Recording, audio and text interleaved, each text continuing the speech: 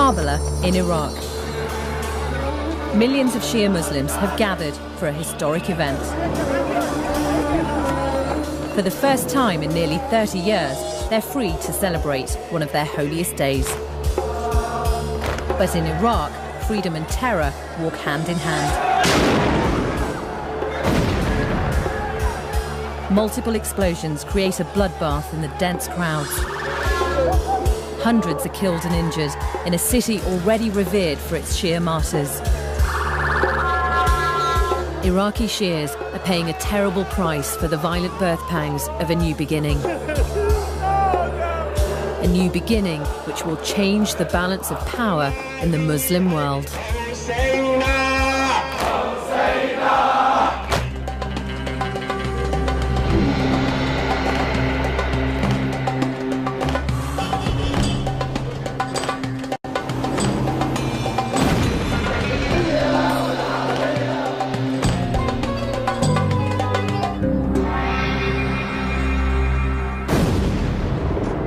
The assault on Iraq did more than destroy Saddam Hussein. It's created a huge power vacuum. Shia Muslims are a minority within Islam worldwide, but in Iraq, they're the majority.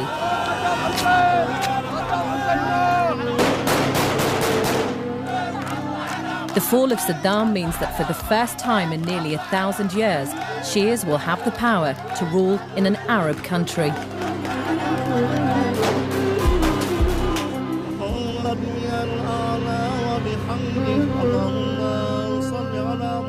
Shia history was made here in Karbala, and in the Muslim month of Muharram, that history is relived by millions of pilgrims.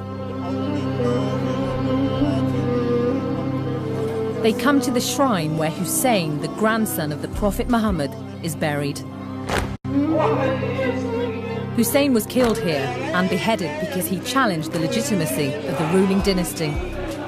Shias believe he should have been the next leader of Islam.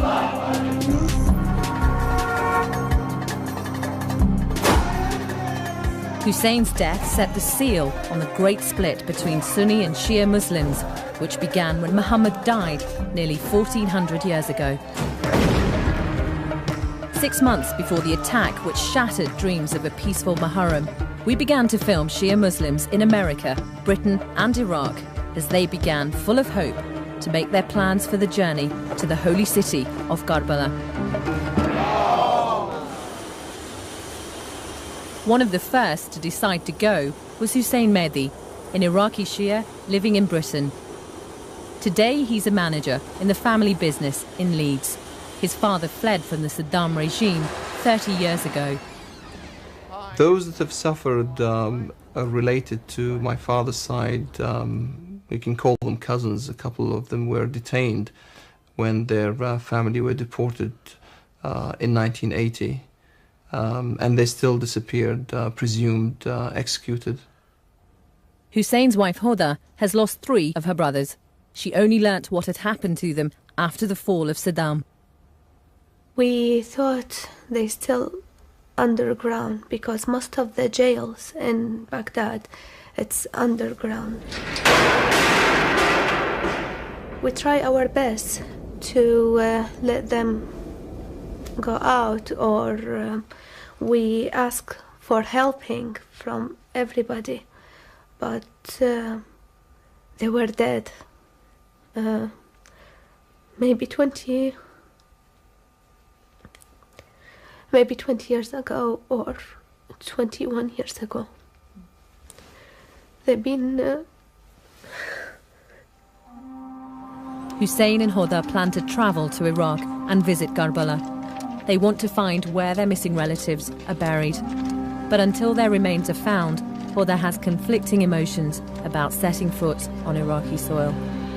I feel it's very difficult to go to Iraq because every step I walk in Iraq, I feel I walk on their bodies, on their graves, because I don't know where they are.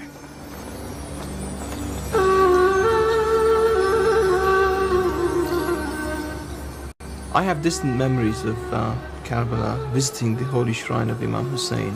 and the holy shrine of his brother Al-Abbas, who was the standard bearer during the events of Karbala. It's very exciting, and it's going to be very emotional visiting Karbala again after almost 30 years. But I know there's going to be a lot of people there. I know it's going to be crowded. I'm hoping that it will be orderly. And I'm hoping that the security will be okay as well.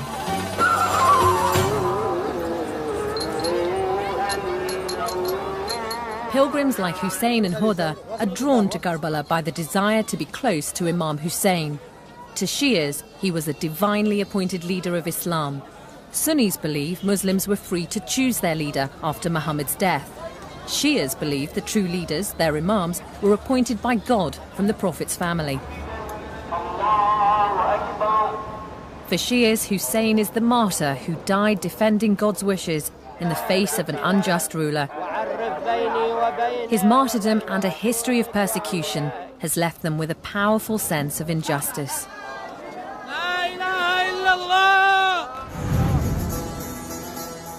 The only thing that satisfies the aql, the intellect inside a human being, which is the true core of his being, the inner sanctum of his soul, the only thing which satisfies that human intellect, truly gives satisfaction, is contemplation and knowledge of the truth. Abdul Hakim is an American convert from Christianity to Shia Islam. He's training as a Shia cleric and is fast gaining a reputation as a preacher in Shia mosques across America. And bring the human being to happiness. Abdul Hakim's journey towards Islam began 10 years ago when he arrived as a 15-year-old at Simon's Rock, a special university for gifted students in Western Massachusetts. And that year there were two Muslim brothers, who came here to study Arabic because they were interested in learning the language of the Quran and so forth. So I was attracted to Islam watching their lifestyle, the way that they lived, the way that they were practicing Islam. I'd never seen people who had made religion so much a part of their daily life. And it really gave them this kind of dignity in their life. So I started talking to them about Islam, and they started talking to me about Islam, and they gave me a Quran, and we used to sit on this balcony over here and talk about Islam all the time, and talk about religion all the time. And after reading and studying, and they gave me books, and I investigated more, I decided that was really the way I wanted to live my life. Not long after his conversion, Abdul Hakim found himself drawn to the minority Shia sect and left America to train as a Shia cleric. With Saddam in power in Iraq, he went to Damascus in Syria.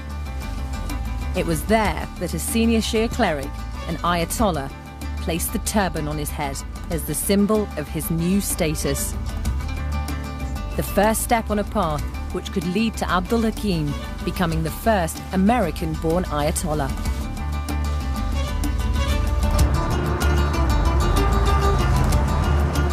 Abdul Hakim has a personal reason to want to go to Karbala this year.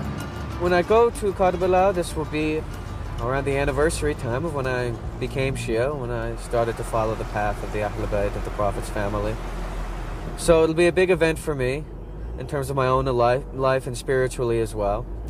And to visit Imam Hussain is an enormous opportunity in and of itself. To do the ziyarah, the visitation of Imam Hussain is an act that has incredible thawab, incredible reward, spiritual benefit, something that the Imams continually emphasized about visiting the grave of Imam Hussain.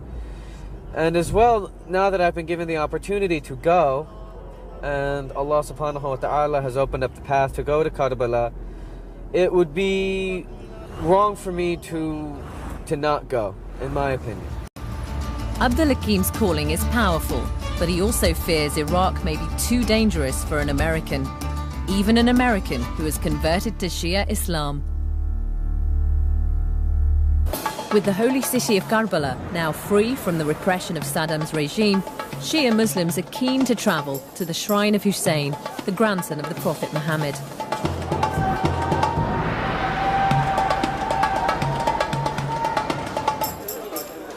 The news is not encouraging. On the 4th of November, the first terrorist attack in the heart of Karbala blew out the front of a pilgrim hotel. 3 people were killed and 9 more were injured. But with 4 months to Muharram, British pilgrims are going ahead with their plans. Nadeem and his father, Qasem Ali, are members of a large Shia mosque in Tooting, South London. They've come to visit a special horse belonging to their mosque. They want to check some elaborate regalia, which they plan to take to Iraq. My father has started this tradition that comes back from Pakistan, that they've been practicing for centuries now. He's the first person to start it here in Tooting.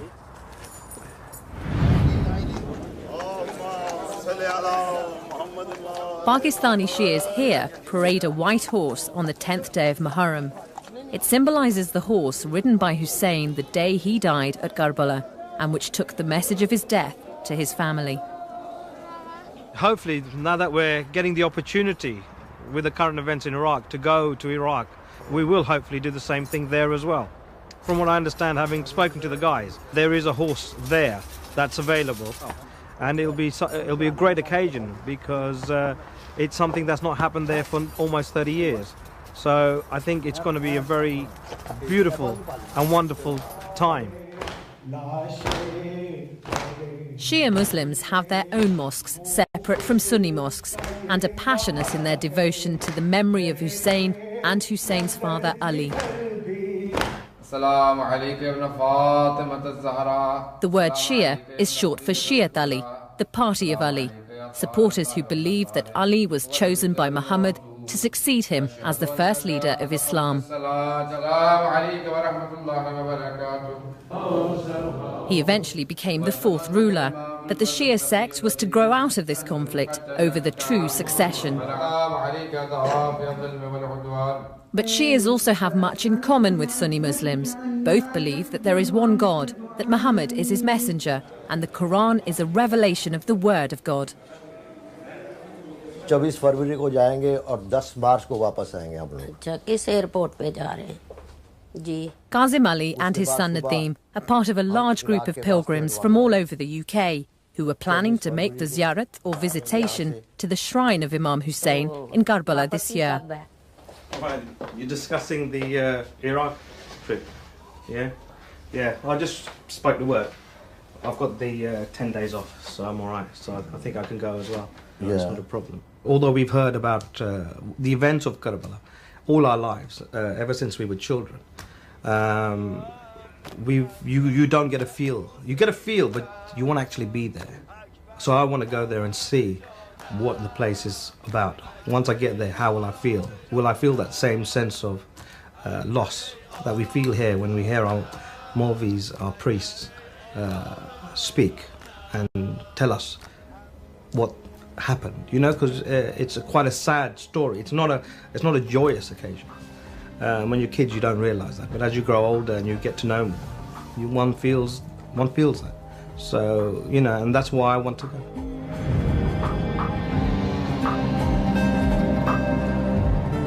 When Saddam fell, thousands of Iraqi Shias walked to Karbala. The Sunni-dominated regime of Saddam feared Shias because they make up 60% of Iraq's population. Their traditions, especially at Muharram, came to be seen by the regime as political demonstrations, not religious ritual. In 1977, when Saddam was already the strongman of the regime, the pilgrim march to Karbala was attacked. It was the start of the suppression of the parades and rituals of Muharram. After the First War fought in Iraq by America and her allies, Shias right across southern Iraq rebelled against Saddam's regime in 1991. Encouraged by the Americans, but without any military assistance from them, the uprising was savagely crushed.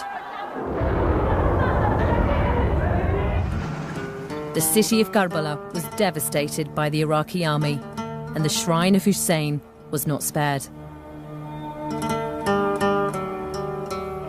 Unknown numbers were killed in the fighting, and prisoners were treated without mercy.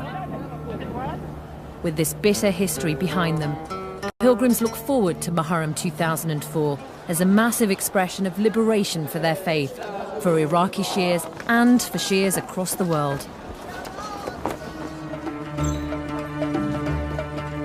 These momentous changes make Zainab Sumar keen to be in Karbala this year.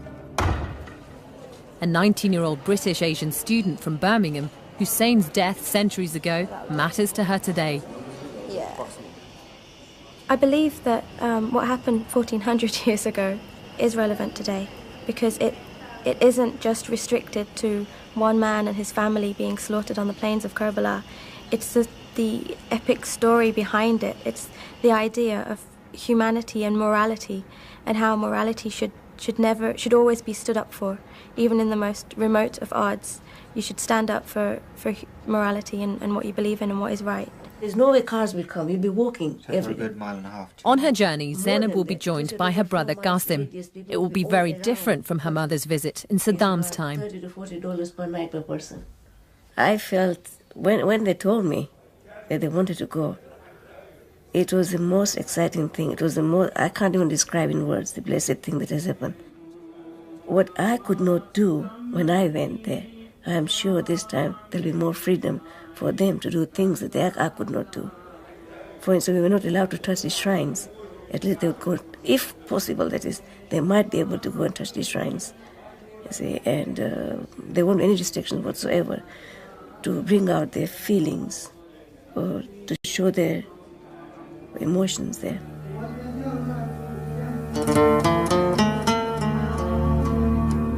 Zainab is taking 10 days off from her pharmacy degree to be in Karbala this year. This is the first year where it's been liberated, and I'll be able to go and do what I want to do and worship openly and freely amongst other Shias without any sort of fear of what will happen to them.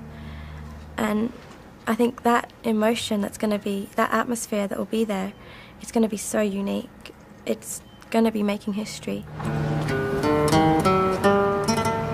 In East London, Mehdi Amersi owns a money exchange firm.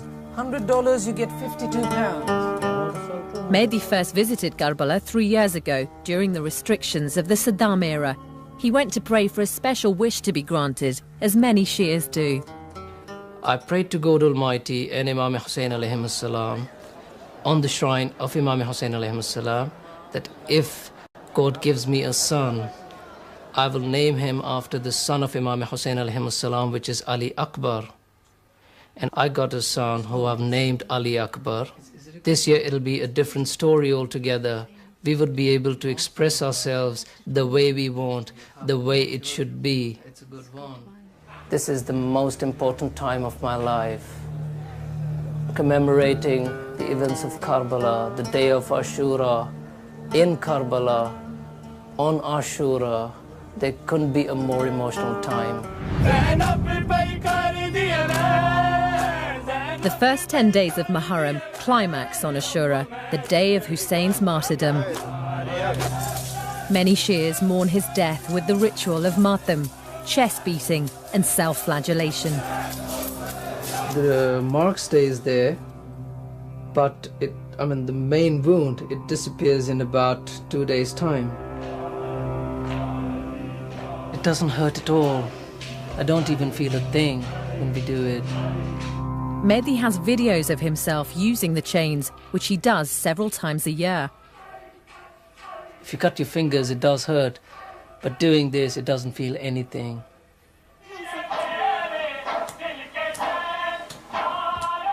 Well, when we go there in February this year, inshallah, my eldest son, who is 2 years old, he will be doing martyrdom. Some people don't like it, the chest beating and all that, the stuff that goes on. However, the reason we do it, and the reason I think it is, personally, is because it's our grief, way of showing grief. It's not done because we want to punish ourselves, which a lot of people think, by the way. It's nothing to do with that.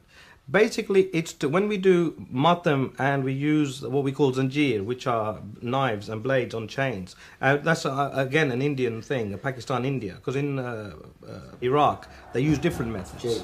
They use chains and swords, you know. But it's there to be at one, to have the feeling of being there. Yeah, they look sharp and dangerous, but they're not.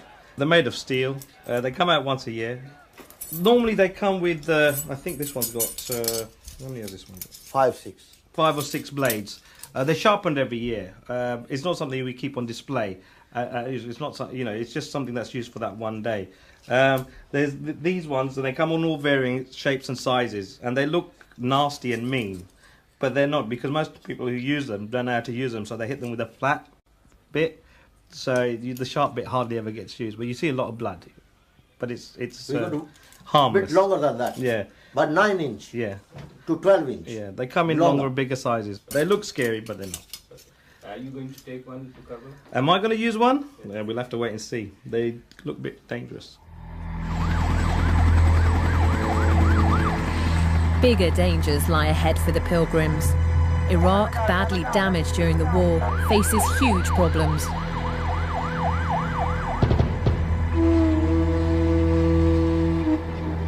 The daily attacks on the coalition forces now also target Iraqis working with them. Hundreds of Iraqis have been killed by suicide bombers and other acts of terrorism. Most of the violence against the occupying forces is believed to come from the Sunni-dominated areas.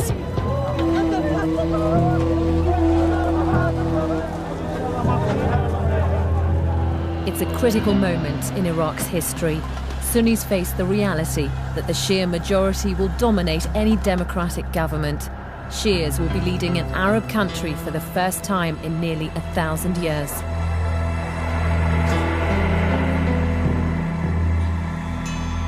Sheikh Salah is the imam of a mosque in a poor part of Baghdad, where Sunni and Shia Muslims live side by side. He daily confronts the sectarian tensions between them. His own mosque has been attacked by Sunnis intent on avenging the death of 2 of their community, killed in an explosion at their Sunni mosque nearby.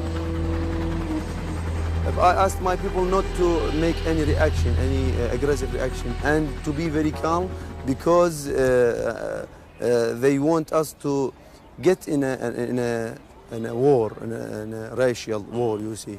We recognize them, sectarian war. We recognize the idea, and we try to get rid of it.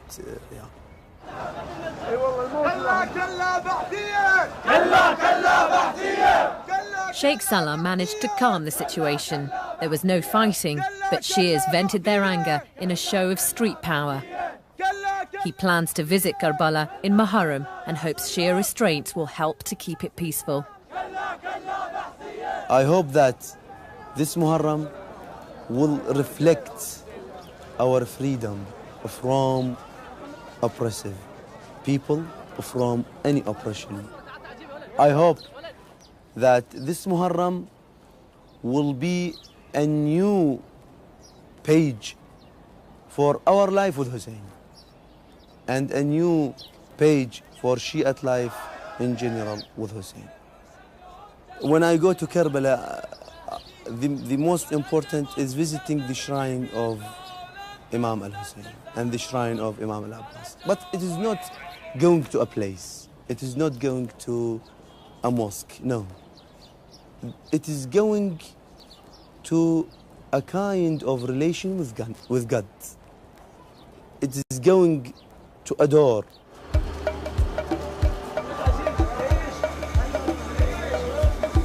Over in the commercial centre of Baghdad, business is booming despite the instability.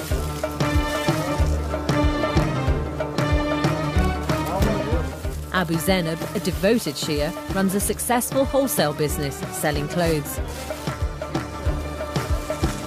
He knows that he's benefited greatly from the new free market in Iraq. For him, Muharram will be a chance to give something back. And he also wants to be in Karbala with his family for Muharram this year. They'll cook and distribute food free to other pilgrims. What are you going to do about the cooking? For our cooking, inshallah, we'll prepare everything that we'll need. Pots and pans, meat and whatever else is needed. And a group of people will take it there, God willing. He's keen to draw his wife and their children into his vision of a free and open Muharram. There are other things we do. For instance, we buy cakes and pastries, which we give to the visitors. That's like an offering to please God for the souls of our families, or to show our obedience to God. For Muharram, if I had my way, I'd put up a statue representing freedom, or I'd make a painting of freedom. Now that we can see people in their thousands or their millions going to visit Karbala freely, and they are not frightened of injustice or oppression.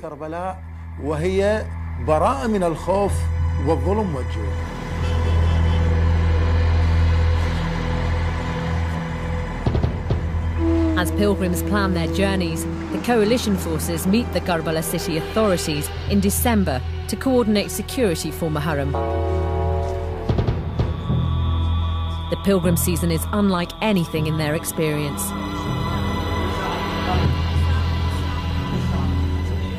The occupying forces in Karbala are Polish and Bulgarian, backed by the Americans, who try to keep a low profile in the holy city. For the first 10 days, the groups, will they be mostly people from Karbala, or are we talking the visitors from outside of Karbala? Neither the coalition forces nor the city authorities have any experience of policing such an event. They can't predict how many pilgrims will come. They fear terror attacks. But with suicide bombers active, they have limited means to keep Muharram secure. The Shia authorities know that pilgrims are counting on them to guarantee their security during Muharram. Sheikh Mehdi makes his way to the mosque to lead the evening prayers, accompanied by his bodyguard. He represents Ayatollah Sistani, the leader of Iraqi Shias and the most powerful man in the country. He recalls all too well what Muharram was like under Saddam, whose name he won't even mention. The situation under the tyrant, especially in the month of Muharram, was grim. The tyrant and his secret police and various intelligence apparatus were terrified of the occasion. During Muharram, the regime would send its secret police and the special militias of Saddam, and the intelligence people would descend on the city to terrorize the people. I would enter the mosque where the tomb of Hussain is and would see the thugs of the regime beating up the visitors just for visiting the tomb. We are liaising with the police and the religious institutions. We have thousands of young volunteers that will provide whatever duty we ask them to carry out, and will do their utmost to maintain security under our supervision.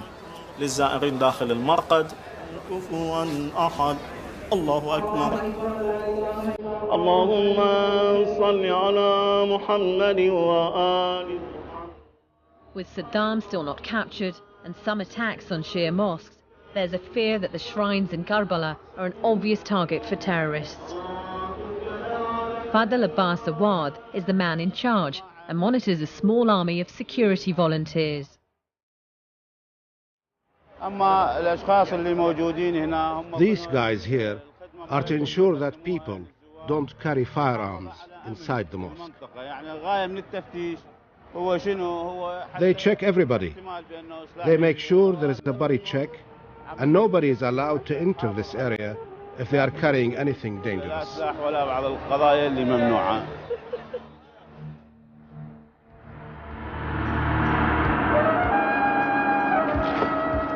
Since the fall of Saddam, the police in Karbala have had a much more difficult job.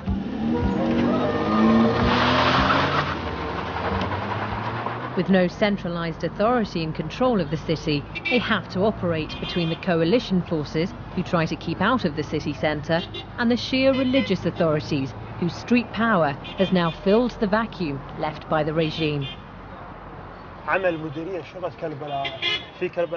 Our job is hard because Karbala is crowded throughout the year, with all the visitors who come here for the various religious feasts practiced in the city.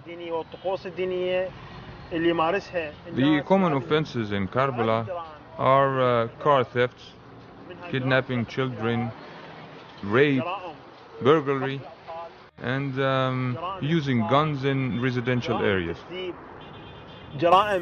حمل الأسلحة النارية والطاقة العيارات النارية في مراكز أهل بالسكان.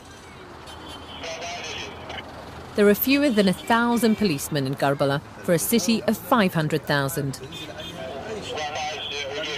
As pilgrim numbers swell, the call for police reinforcements has gone out to other forces. This coming Muharram is the first since the fall of the regime.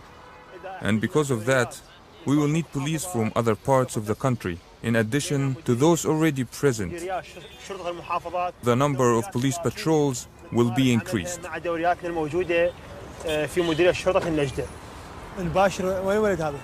While the police were still struggling with rising crime and the coalition forces were still hunting for Saddam Hussein, many Shias feared he might somehow return.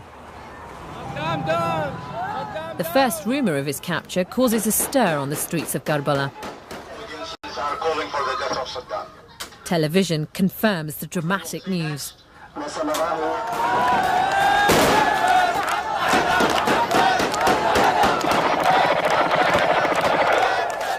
Years of fear evaporate.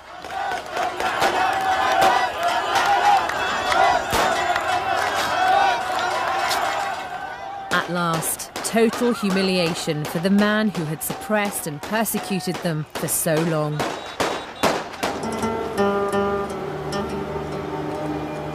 And with Saddam behind bars, there's a new confidence in the air. Shia traditions, out of sight for a generation, are resurfacing.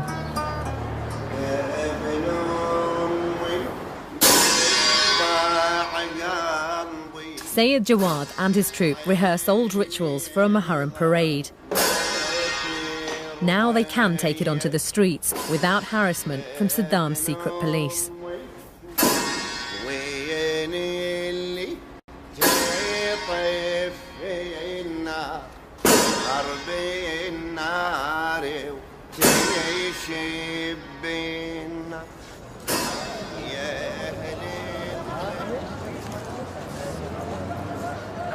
The change of scene even affects painters. Now religious images are everywhere. They're highly popular with Shias. Sunni Muslims, images of any living creature are forbidden. Under Saddam, painters like Shauki were struggling. Now the market is booming. In Muharram, there is great demand for portraits of Imam Hussain and his father Ali, the Prince of the Faithful, peace be upon him. Some work is in the form of a panorama that tells the story of Hussain and all the details of this tragic event as far as the Shia are concerned.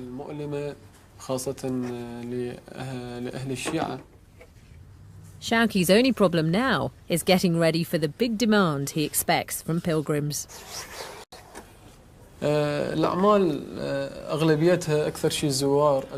Most of the works are for visitors from Karbala and the surrounding area of Karbala and from other holy places.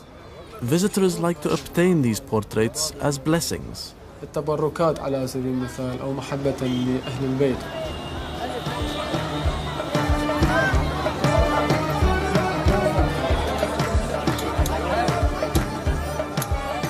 The pilgrims streaming into Karbala are also a blessing for the town's economy.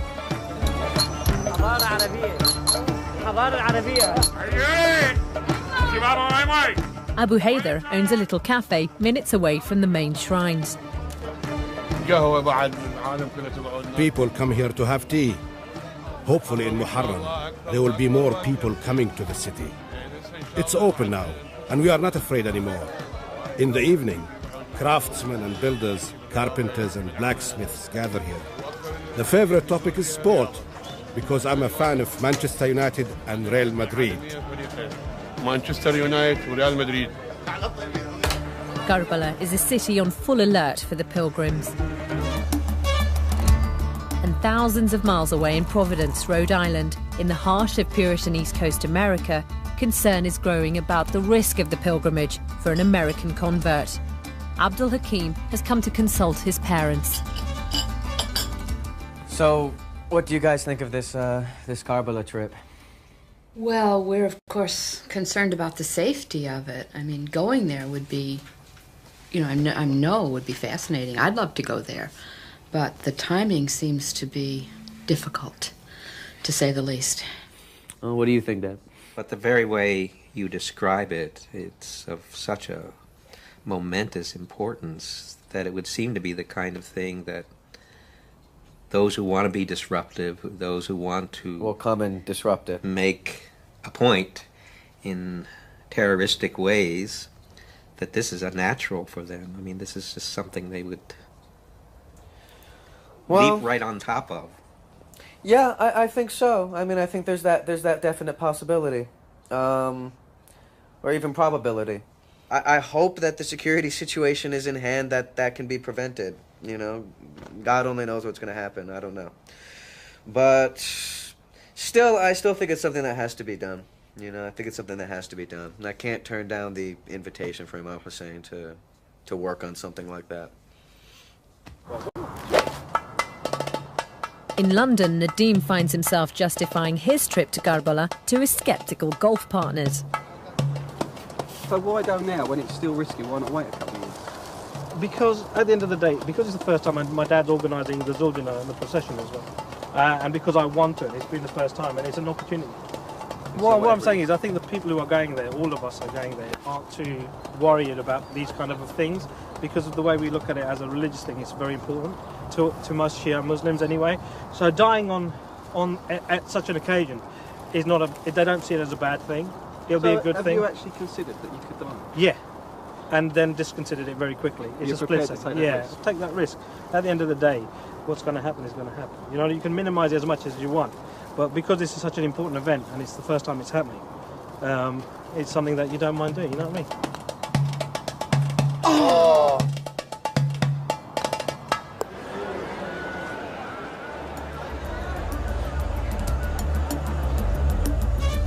3 months to Muharram, and Karbala is already teeming with foreign pilgrims. There aren't enough hotels. The religious authorities are going to set up tents for the overflow.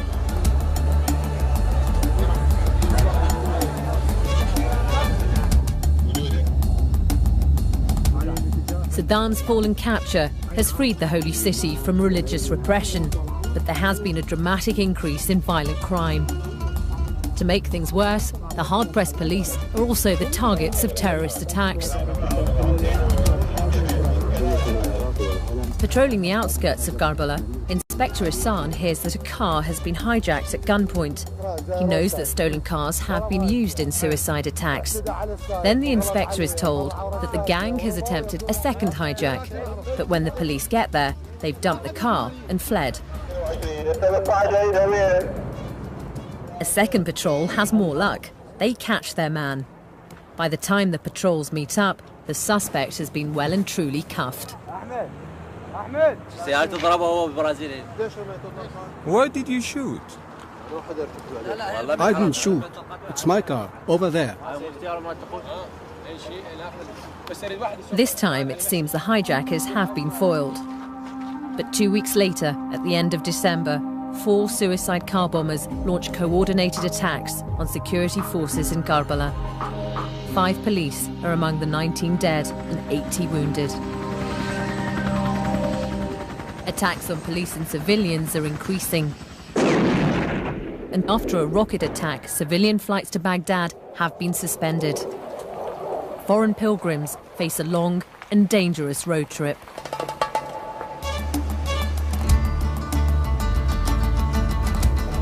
In Birmingham, Zainab's friends are surprised at the risk she's taking. The biggest fear I have is travelling from Jordan to Iraq, because that can take about 20 hours drive. You can't fly straight into Iraq because they've closed all the airports and borders and stuff, so you've got to go through Jordan. So I'm a little scared about that because that's just me and my brother. Yeah, it's long and it's just me and my brother, and it's like no man's land, and you know, anything can happen. But yeah, weather I'm fine with. I mean, it's cooler than in the summer, so it's not going to be too bad. Will you be staying in like a hotel or? We don't know yet, because all the hotels are fully booked, like completely booked. So we might just have to stay in something. No one at all. So we're thinking we might just have to stay in someone's house. Yeah, just a paying guest. It's only me and my brother though, so it's not too bad. But I'm looking forward to it. Really looking forward to it. Yeah, I can't wait. In Leeds, decision time has arrived. Huda has made up her mind about the trip to Iraq. I decided not to go to Iraq because the emotion is too strong for me. I cannot hold it. That's why my husband, he will go. I was very much hoping to take my wife and my eldest daughter, Lujain, with me on the trip. But my wife's feelings are, she's very strongly against going now. She feels that she cannot handle the emotions of facing Iraq again with the loss of her 3 brothers. It's too painful for her, it seems. And obviously she will be staying behind, but I will be definitely going. Huda is struggling to come to terms with the loss of her brothers. Their remains have still not been found. She's creating her own memorial to her family's tragedy with a painting of the death at Karbala of Imam Hussain. 1400 years ago, Imam Hussain was killed in Karbala. I think the tragedy has repeated itself now with my brothers and thousands of young men all over Iraq. We just received a paper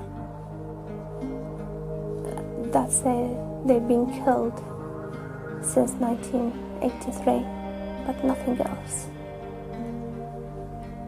We don't know where they are, but we will look for them and search till we find them.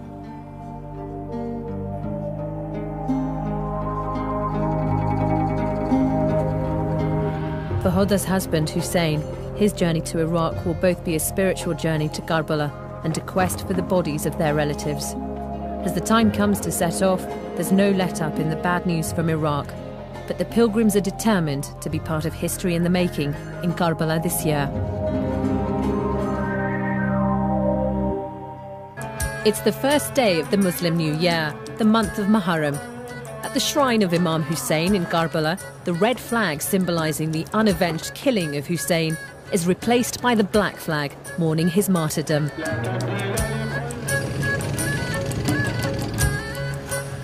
In Iraq, the death toll keeps rising. American convert Abdul Hakim has arrived in London on the way to Karbala, but news of the killing of some American civilians has finally changed his mind. I'm disappointed, but on the one hand, it's very nice to be able to go to such a thing, but on the other hand, it's a religious pilgrimage. It's a spiritual thing. It's not something that one should always be risking one's life for. The Imams are ultimately spiritual beings. One doesn't have to go to a specific place in order to have a relationship with them.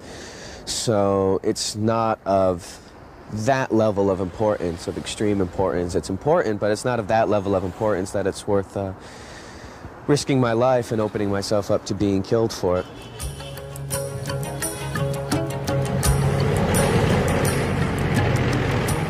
As an Iraqi, security is not the primary concern for Hussein Mehdi. With no commercial flights to Baghdad, he's made the dangerous trip by road from Syria. Before he goes to Karbala, he's on a mission for his family. I've been here for a couple of days now. A lot of the places that I've been to so far, I just can't recognize. The only thing I can remember or recognize is the palm trees. So but it's nice to be back. I feel I am at home, you know, after all, this is the place that I was born. This trip is about trying to help Huda's family trace their missing brothers, and also want to check out Huda's home to see what's been happening to it.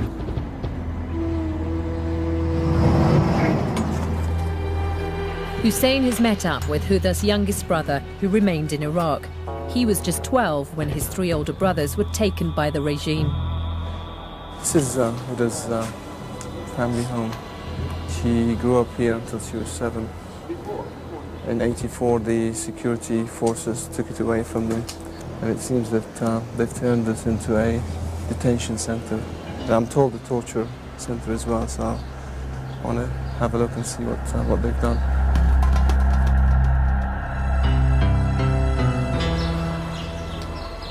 Used to be the back garden. Some prison cells here.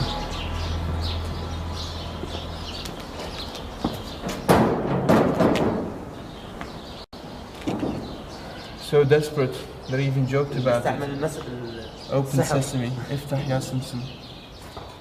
These are like individual prison cells. Obviously the prisoners were trying to spend their time counting the number of days that they've been inside. Quite a few days for this person. He's totaled them up, 40 days. This one, this person here is talking about patience. Patience is the key to salvation. Scary place. I just can't imagine that a family home could be turned into something like this. You know, once a home that kids played in the garden, the back garden. Somebody comes and puts a prison. And to think that so many people have been through this place, I don't know, I mean, just trying to think, since '84 till the day the regime fell, how many thousands of people must have passed through this place, if they got out alive at all.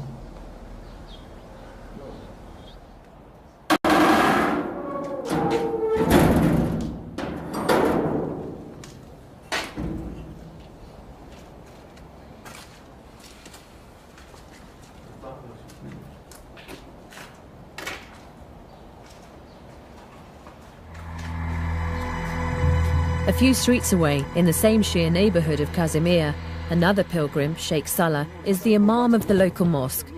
He was arrested by Saddam's security forces, suspected of helping a friend to flee the country. The last time he was taken, he was interrogated in a house not far from his mosque. He agreed to show us where he was held.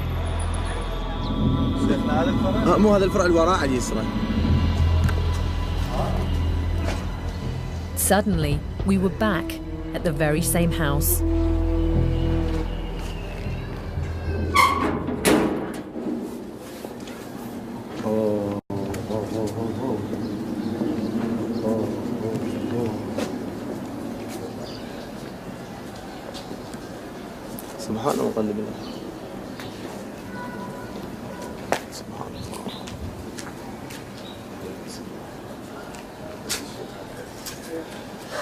One of the things which will make me sometimes cry, when I hear child from the nearing families talking or speaking or crying or so on, I remember my child. This room was for interrogation and torture, and they were very, very severe, that many times they torture us here, and our screams and sounds go to those people here near, yeah. And it was very impressive. I have spent a whole year without judgment. I don't know whether they will execute me or I will be released. This the room for torture. The hook.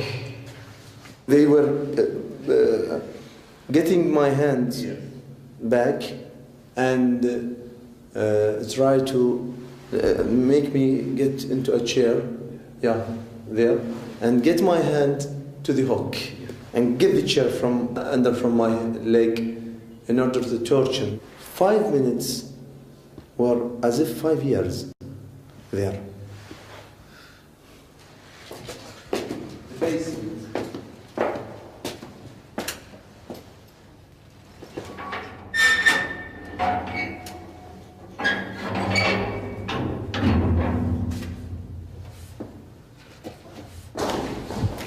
These were used for torturing.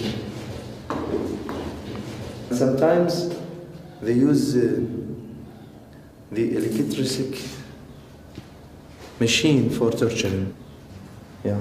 They put our hands here in order to make the electric machine torture severer, you see, make us suffer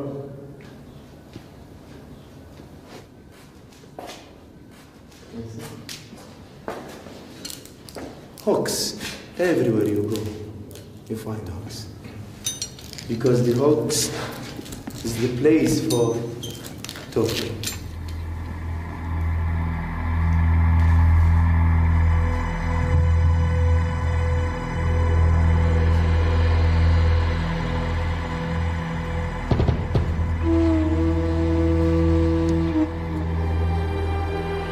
The histories of Sheikh Salah and Hussein Mehdi are interwoven, and are to become much more so as they and thousands of other pilgrims now start to arrive in Karbala.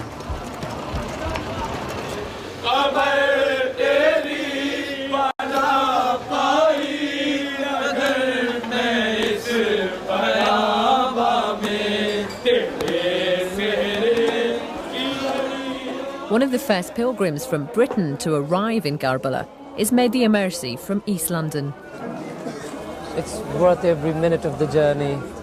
It's a very emotional experience, very, very emotional one.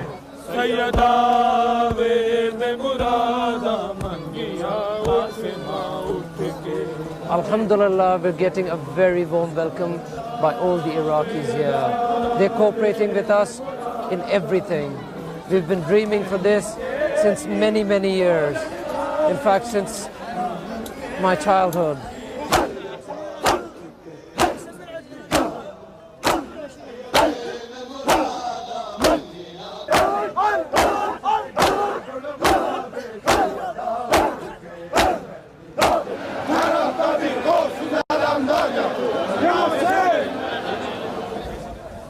Hussein Mehdi has now left his search for information about his dead relatives to begin his pilgrimage in Karbala. Today is the 8th of Muharram, 2 days to Ashura. It's very busy and crowded, as you can see. The multitudes of devotees to Imam Hussain coming to pay their respects to the Imam.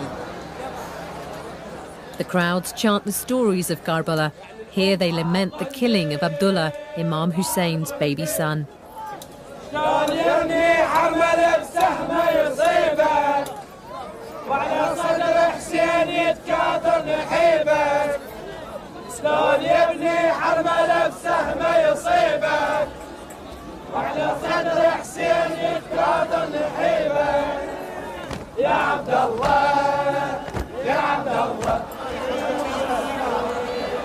I've been touched by this suffering here in Iraq, so I think people feel that this is a place where they can bring all their grief together and all their mourning here together. It's a night of chanting and prayer. The crowds join in recitals, reliving the events of Imam Hussein's last days at Karbala.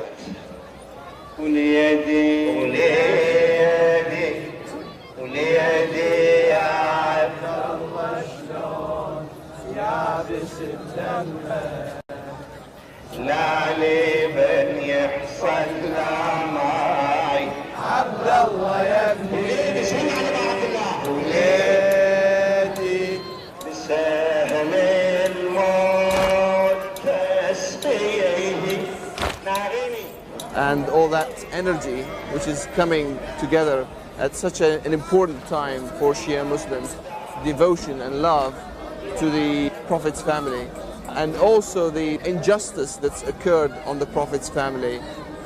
People associate themselves with this injustice because they have suffered. You know, the Iraqi people here have suffered a lot.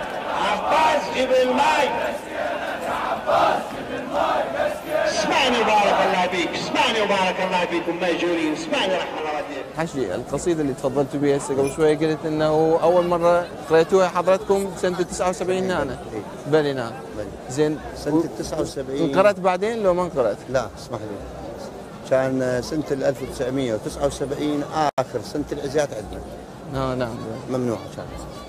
بال80 انطب وين منعت العزيات. نعم. في 79 ذاك المكان نفس هذا الموكب اللي استقريت له بذاك المكان وبهيك ليله قريت ذاك هناك. نعم. فوراه بعد منقرت بعد. منقرت لان ما عندنا ازياء. Religion and politics become intertwined as the crowds turn the meeting into an attack on the media.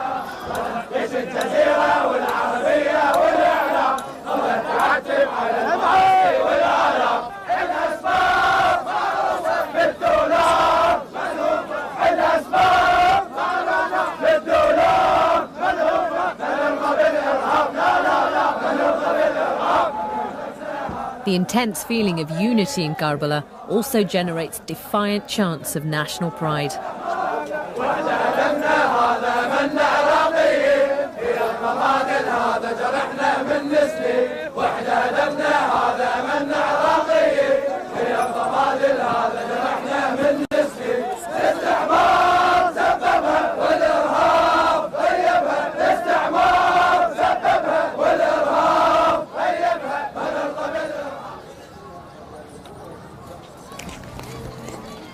The 9th of Muharram, the day before Ashura, and thousands of Shia Muslims make their way towards Karbala, walking towards the city.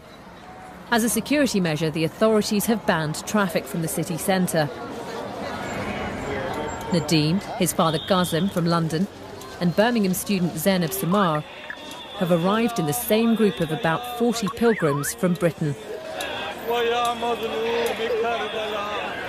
As I get closer to the epicenter of the event, the emotions are starting to build up. Yeah. And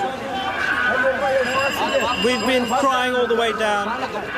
We've had our joyous moments, but we've cried.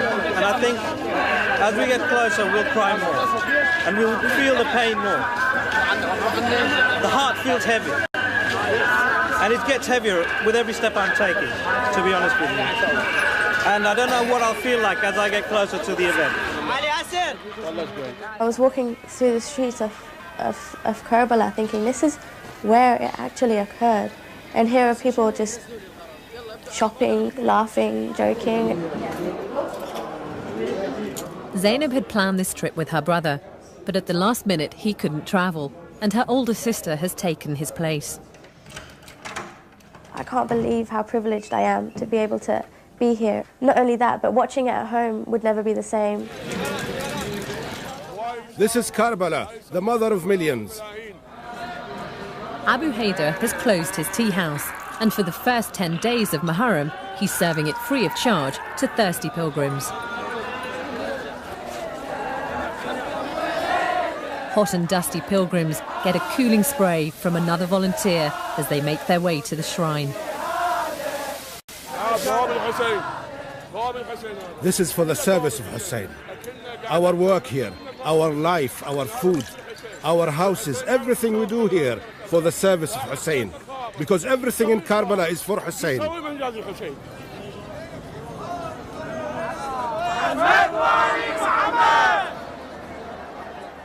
Late afternoon, Nadim and Qasim are trying to track down a white horse called the Zuljana. Their plan is to parade the Zuljana tomorrow, the day of Ashura, and bring to Karbala a tradition which Nadim's father brought to Britain from Pakistan. Unfortunately, with the way things are organised here in Iraq at the moment, everything is being done off the cuff, so to speak. So we have to fly by the seats of our pants. What seemed like a done deal in Tooting looks a bit less definite in Karbala. Yeah. Then he want to go to the place. No problem. No, where is the horse? We go there. House for which house? The White House. No, here White House. Here. Confusion reigns.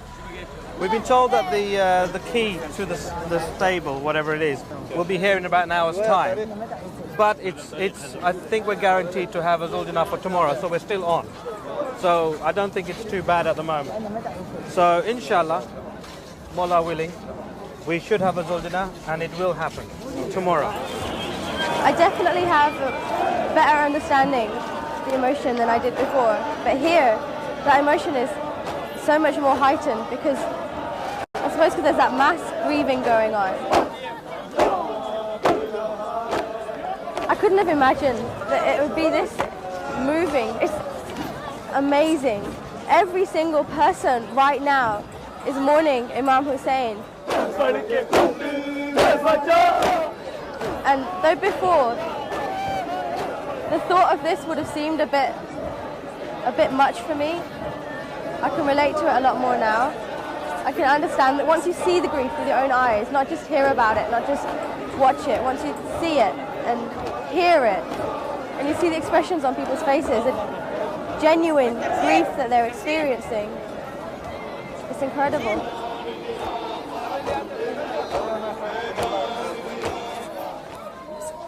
As the day before Ashura comes to a close, street kitchens for the pilgrims are steaming.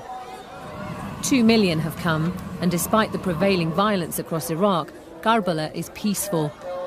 Iraqis from other cities lend a hand to feed the visitors. Abu Zainab, a rich Shia businessman from Baghdad, sees this free food as his contribution to the revival of Muharram traditions.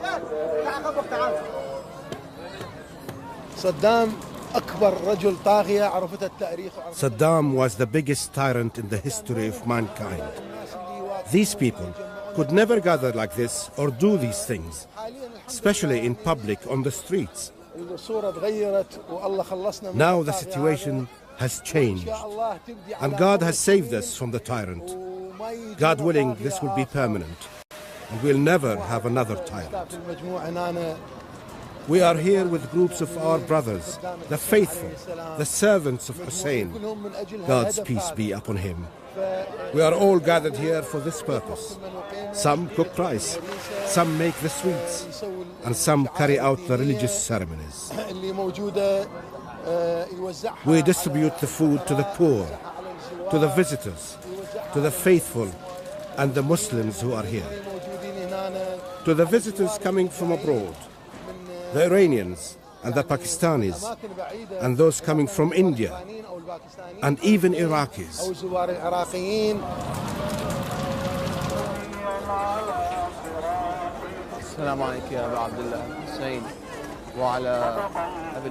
I feel both honored and humbled to be in the presence of this great leader of humanity.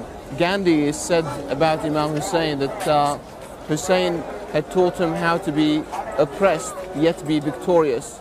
So I'm about to go inside and visit Imam Hussain to gain from this great spirit. Hussein Mehdi is on his way to the shrine to make the ziyarat, the visitation, reading from the Shia Book of Prayers, the key to heaven.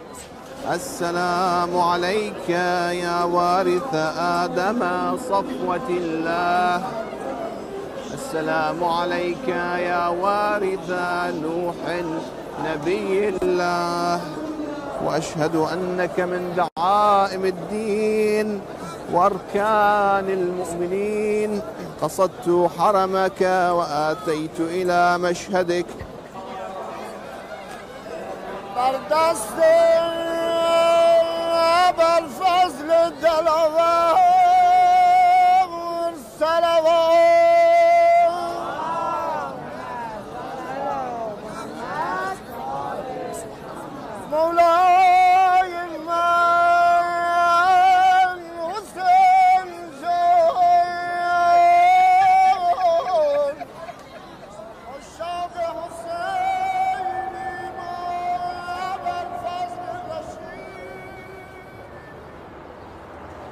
It's dawn on Ashura, the 10th of Muharram, when the martyrdom of Imam Hussain is commemorated.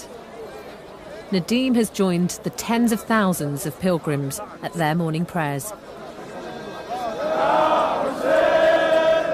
I'm very lucky to be here to witness all this. This is the first time I've been to Iraq, and it's the best. This is the best moment in my life.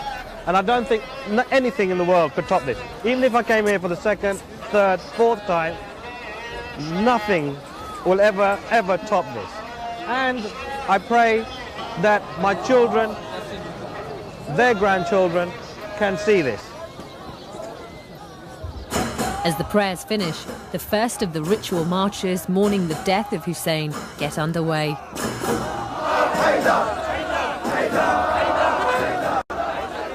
The crowd and the parade chant the name Haidar, a name given to Hussein's father Ali, the first Shia Imam.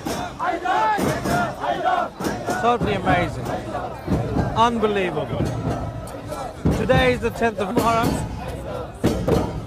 and what we see here is the Iraqi custom of tatbir, where they use the sword, make incisions in the head, use the flat of the sword to make the blood spread, and basically the reason they do this is to show that they are willing to sacrifice themselves for Imam Hussain.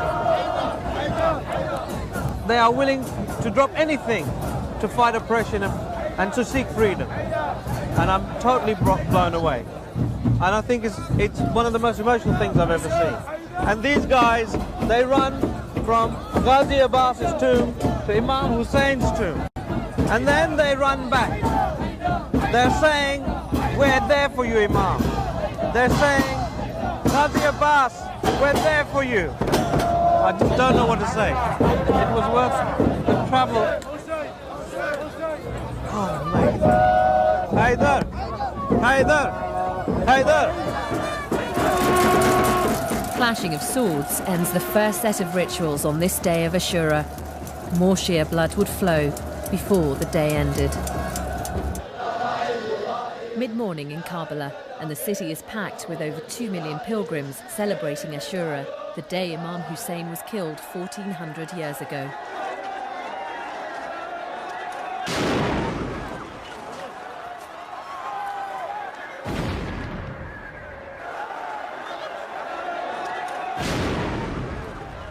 Within minutes of each other, 6 explosions ripped through pilgrims on their way to the shrines. A combination of mortars, hidden explosives and one suicide bomber. Overstretched medical services struggle to cope.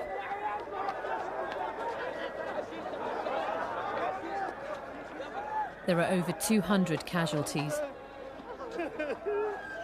110 are to die. No one has claimed responsibility, but it's widely blamed on extremists intent on creating sectarian strife. This most important day has been blighted by these unnecessary and evil deeds. It's very chaotic at the moment.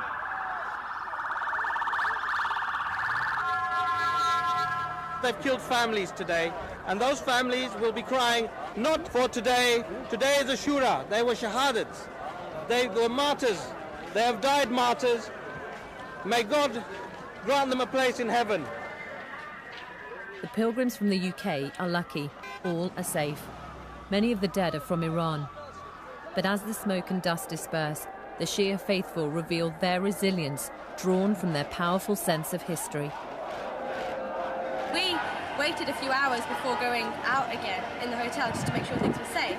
But the people here, the streets were still just as packed, because this oppression, this lifestyle, they are so used to constantly having their rights snatched away from them, constantly having this threat of death hanging over them, death for simply believing in what they do. And so for them, this was normal. And that was a complete shock. But just 10 minutes after, everything just back to normal as if it hadn't even happened. We have a saying that every day is Ashura and every land is Karbala. And this slogan and this saying is alive, really. It's alive today. The fact that we've heard of these explosions and innocent people have been hurt and murdered, not only in Karbala, but I was on the phone to the UK just now, just telling them that we're all right here. They've also heard on the news of explosions in Kadimiyya, where we were just a few days ago, and many people have been injured and hurt over there as well. The explosions in Baghdad hit a large Shia mosque at the same time as the explosions in Karbala, and it was in the same quarter as the interrogation centre and Sheikh Salah's mosque. 71 people were killed, many more injured. Sheikh Salah was in Karbala for Ashura. By chance, the explosions there led him to be in the same area as Hussein Mehdi. السلام عليكم. كيف الحال؟ عظم الله اجوركم. منكم ان شاء الله. الله بكل خير. شلون احوالكم؟ سبحان الله، احنا يعني شاءت الله، شاءت تقادير الله سبحانه وتعالى ان يكون في نقطه مشتركه. اي نعم صحيح. قال لي قلبي المخرج انتم كنتوا بالبيت اللي تعب. اي سبحان الله. اي بس هناك فتره. اي معتقل كنت هناك انا سبحان الله. انا كان في يعني شلون نقول مرحله وسطى 15 يوم وطلعت المكان ثاني، بقيت تقريبا سنه وشوي. شلون احوالك؟ ما خليت هنا. الحمد لله على فضل الله. ايام وايد وناس. اي ذاك المكان اذيه كبيره. 35 واحد معدوم من ذاك الشارع. بس شارع لا يعني المنطقه كلش مضغوط عليها يعني كان. I say that it is loving Hussain which has put us together here in Karbala and put us together, that both of us were under the aggression of Saddam Hussein in one way or another, you see. But the cause is loving Hussein. Saddam was aggressive towards everyone who loved Hussein. Now I'd like to take a picture, if that's okay with you, yeah? The same place or change? No, it's okay. Just here, I'll just take a picture.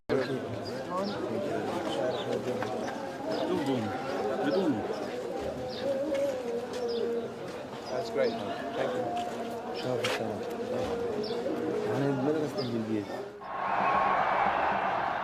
Undeterred by the carnage, Ashura in Karbala is back on track only hours after the explosions.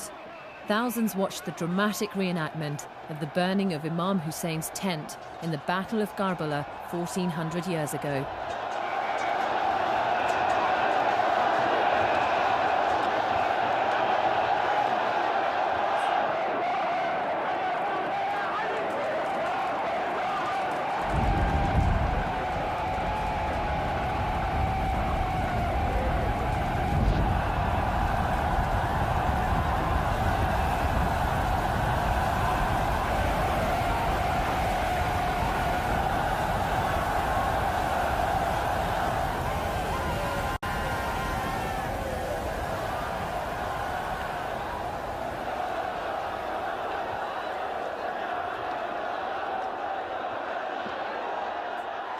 In the late afternoon, religious fervour reaches a bloody climax at the shrine of Imam Hussain. Even though many Shias disapprove, and it's opposed by senior clerics in Karbala, a Pakistani group with Mehdi Mercy shed the blood of willing sacrifice as they cut themselves with blades and knives in ritualistic self-flagellation.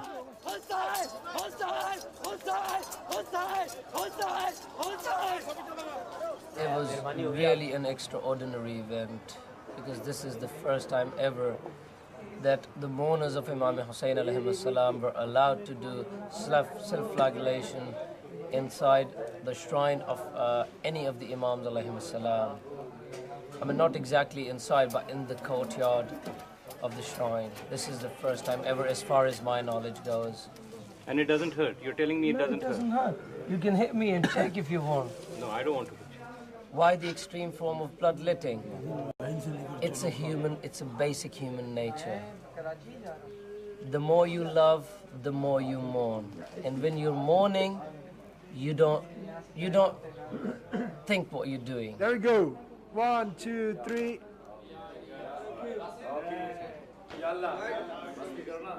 Back at their hotel, as Ashura ends, Zainab, Nadim and their group have packed their bags and are all set for their long journey home. I do wish you could stay longer, definitely. Yeah. I wish she could stay longer as well. I wish she could stay longer. National television. We're going, yeah. We're on our way to England. And we knew that this was going to be a short trip, so it's come to an end now, I suppose. How about you? For me, it's the beginning, man. Yeah, no. For me, it's the beginning, because I'm going to come back next year. So it's not the end. Because there's more to it, inshallah, as the sister says. Karbala 2004 has been a bloody beginning for a new era. As the pilgrims travel home, they know that this Ashura has made history, adding to the Shia chronicle of persecution and self-sacrifice. Abu Zainab has returned to Baghdad.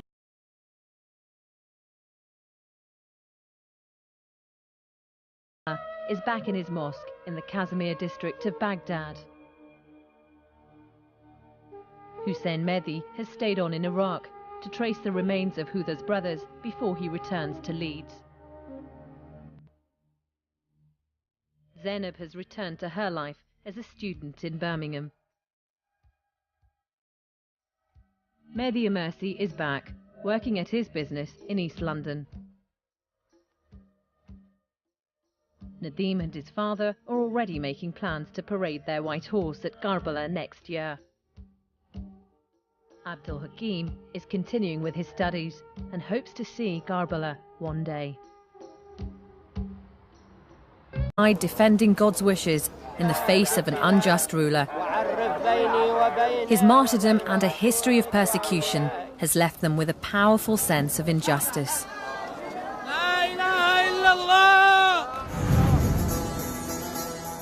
The only thing that satisfies the aql, the intellect inside a human being, which is the true core of his being, the inner sanctum of his soul, the only thing which satisfies that human intellect, truly gives satisfaction, is contemplation and knowledge of the truth. Abdul Hakim is an American convert from Christianity to Shia Islam. He's training as a Shia cleric and is fast gaining a reputation as a preacher in Shia mosques across America. And bring the human being to happiness. Abdul Hakim's journey towards Islam began 10 years ago when he arrived as a 15-year-old at Simon's Rock, a special university for gifted students in Western Massachusetts. And that year there were two Muslim brothers, who came here to study Arabic because they were interested in learning the language of the Quran and so forth. So I was attracted to Islam watching their lifestyle, the way that they lived, the way that they were practicing Islam. I'd never seen people who had made religion so much a part of their daily life. And it really gave them this kind of dignity in their life. So I started talking. Karbala in Iraq. Millions of Shia Muslims have gathered for a historic event. For the first time in nearly 30 years, they're free to celebrate one of their holiest days. But in Iraq, freedom and terror walk hand in hand. Multiple explosions create a bloodbath in the dense crowds. Hundreds are killed and injured in a city already revered for its Shia martyrs. Iraqi Shias are paying a terrible price for the violent birth pangs of a new beginning. A new beginning which will change the balance of power in the Muslim world.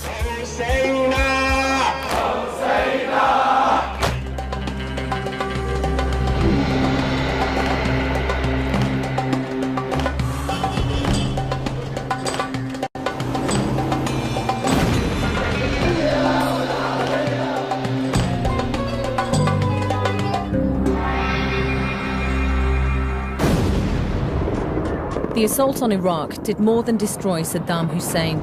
It's created a huge power vacuum. Shia Muslims are a minority within Islam worldwide, but in Iraq, they're the majority. I feel it's very difficult to go to Iraq because every step I walk in Iraq, I feel I walk on their bodies, on the graves, because I don't know where they are.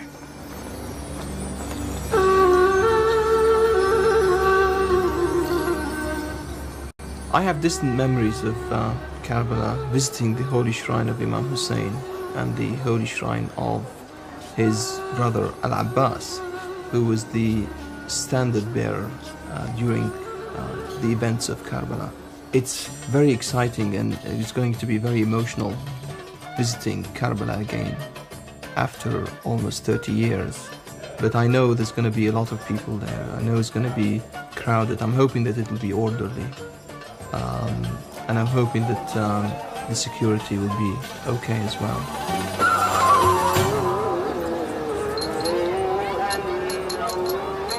Pilgrims like Hussain and Huda are drawn to Karbala by the desire to be close to Imam Hussain. To Shias, he was a divinely appointed leader of Islam. Sunnis believe Muslims were free to choose their leader after Muhammad's death. Shias believe the true leaders, their imams, were appointed by God from the Prophet's family. For Shias, Hussain is the martyr who died in Britain. Today he's a manager in the family business in Leeds. His father fled from the Saddam regime 30 years ago. Those that have suffered are related to my father's side.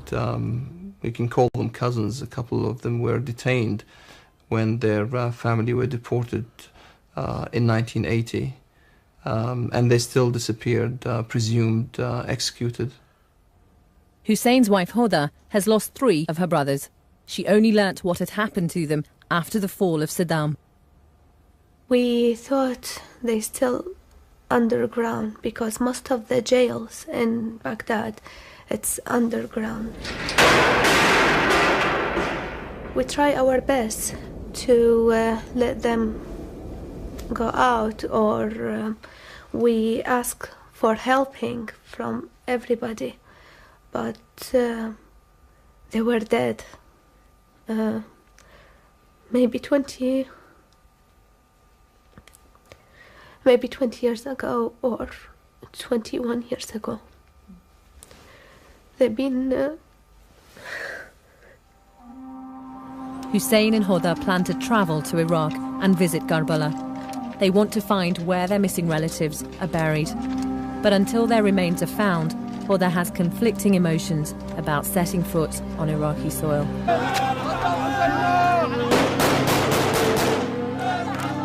The fall of Saddam means that for the first time in nearly 1,000 years, Shias will have the power to rule in an Arab country.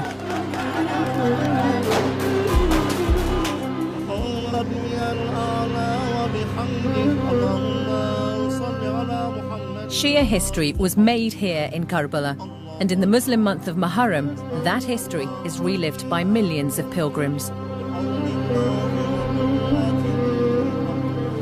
They come to the shrine where Hussain, the grandson of the Prophet Mohammed, is buried.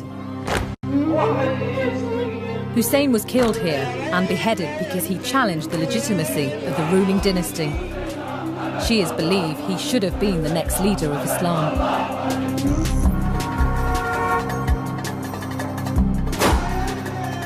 Hussein's death set the seal on the great split between Sunni and Shia Muslims, which began when Muhammad died nearly 1,400 years ago. 6 months before the attack which shattered dreams of a peaceful Muharram, we began to film Shia Muslims in America, Britain and Iraq as they began, full of hope, to make their plans for the journey to the holy city of Karbala. One of the first to decide to go was Hussain Mehdi, an Iraqi Shia living